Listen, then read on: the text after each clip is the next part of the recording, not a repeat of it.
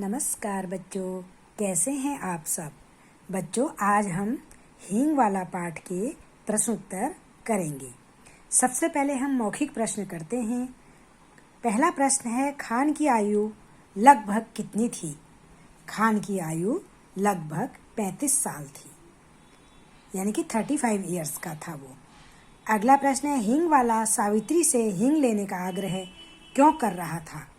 हींग वाला सावित्री से हींग लेने का आग्रह इसलिए कर रहा था क्योंकि उसे अपने देश जाना था। हींग वाले ने किस भाव से कितनी हींग सावित्री को बेची। हींग वाले ने 7 पैसे तोले के भाव से 5 तोले की हींग 35 पैसे की दी। अगला प्रश्न है, सावित्री की बेटी ने अपने भाई से क्या कहा।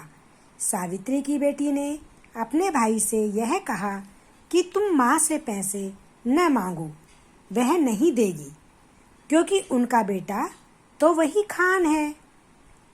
दशहरे के दिन किसका जुलूस निकलने वाला था। दशहरे के दिन काली का जुलूस निकलने वाला था। अब बच्चों, हम अर्थ संबंधी प्रश्न करेंगे। विकल्प चुनकर जो प्रश्न करते हैं वो करेंगे। सावित्री हींग इसलिए नहीं लेना चाहती थी क्योंकि ढेर सारी हींग रखी हुई थी घर पर। अगला प्रश्न है, सावित्री के बच्चे किस कारण नाराज हुए। खान द्वारा जबरदस्ती हींग तोड़ने पर। अगला है, हींग की पुड़िया किसने फेंक दी।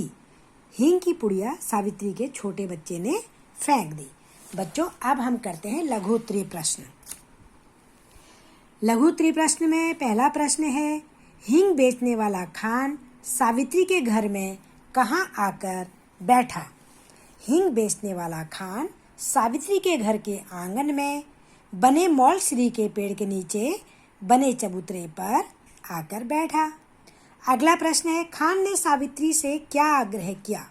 खान ने सावित्री से आग्रह किया कि वो 1 तोला हींग ही ले ले, क्योंकि वह उसके हाथ से बोहनी करना चाहता है, यानी कि शुरू कराना चाहता है। खान ने हींग की विशेषता क्या बताई। खान ने हींग की विशेषता बताते हुए कहा कि यह हींग हेरा हींग है जो नंबर 1 है और मैं इसे आपको 7 पैसे तोले के भाव से दे दूंगा। अगला प्रश्न है, छोटे लड़के ने कितने पैसे लेने की जिद की।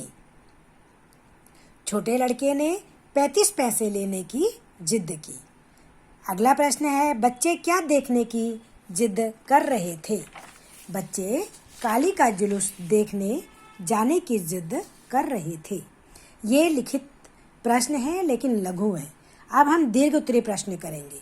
पहला प्रश्न है, उनका बेटा वही खान है, सावित्री की बेटी ने ऐसा क्यों कहा। उनका बेटा वही खान है, सावित्री की बेटी ने ऐसा इसलिए कहा क्योंकि बच्चों ने माँ से हींग खरीदने को मना किया, परंतु उन्होंने खान की बात को अधिक महत्व देकर उससे हींग खरीद ली। बच्चों ने अपनी नाराजगी व्यक्त करते हुए कहा कि माँ हमसे ज़्यादा खान से प्रेम करती हैं।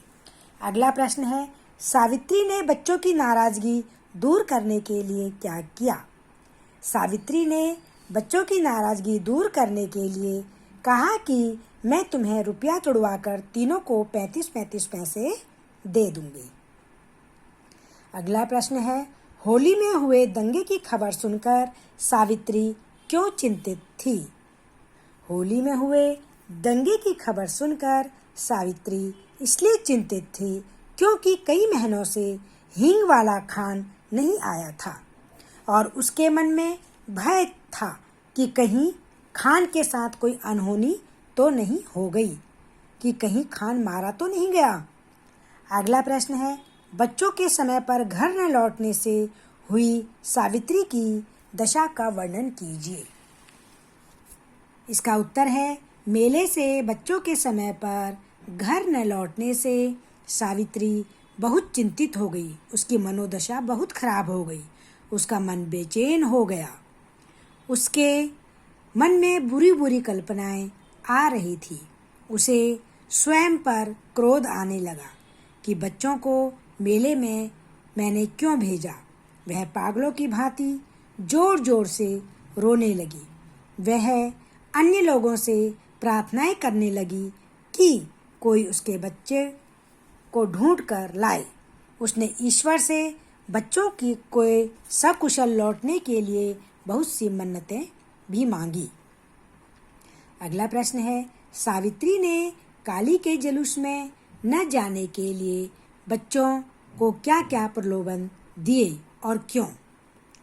प्रलोभन मतलब लालच।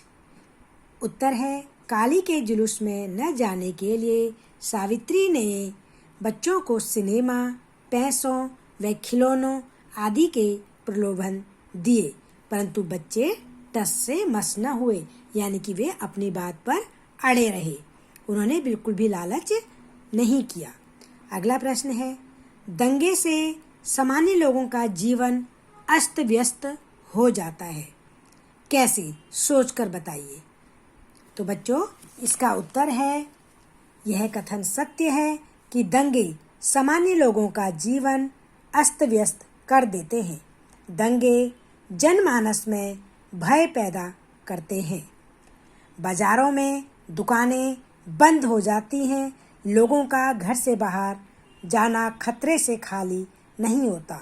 चारों तरफ भय का माहौल हो जाता है। दंगे सामान्य जनता के जीवन को सर्वाधिक प्रभावित करते हैं और जान माल का नुकसान होता है। तो बच्चों, ये आपने सावित्री जो हिंग वाला पार्ट है उसमें जो मेन जो है सावित्री है ना, उसके बच्चों की, सावित्री की और हिंग वाले तीनों के बारे में आपने पढ़ा, उसके प्रश्न उत्तर आपने किए हैं। तो मौखिक प्रश्न जो है वो आप अपनी बुक में ही करेंगे, लेकिन जो लघु उत्तरीय प्रश्न हैं और दीर्घ उत्तरीय प्रश्न हैं वो आप अपनी नोटबुक में करेंगे। तो बच्चे, अपना सुंदर सुंदर काम आप करिए। धन्यवाद बच्चों।